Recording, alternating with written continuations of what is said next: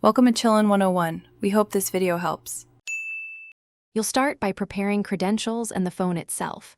You need your Apple ID and the iPhone with the SIM inserted. First, open Settings, tap Messages, and switch iMessage off so Apple stops routing SMS through iMessage. This tells Apple servers to deregister the device.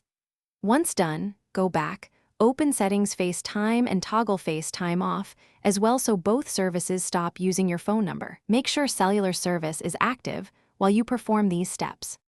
If you no longer have the iPhone, don't panic. You can deregister remotely. Sign into Appleid. Apple.com, find devices, and remove the lost iPhone to stop it from receiving iMessage. Next, go to Apple's Deregister iMessage tool and enter the phone number. You'll receive a confirmation code by SMS to verify ownership, which completes the remote deactivation. Also sign out of iCloud or Messages on any other Apple devices that still list that phone number so no lingering association remains. After you finish, verify deregistration by sending an SMS from a non-Apple phone. You should see a green bubble indicating standard SMS.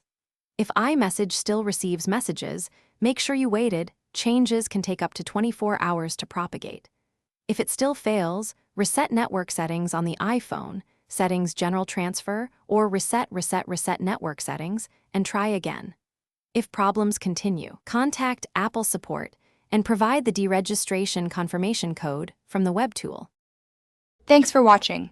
Consider subscribing if we helped you.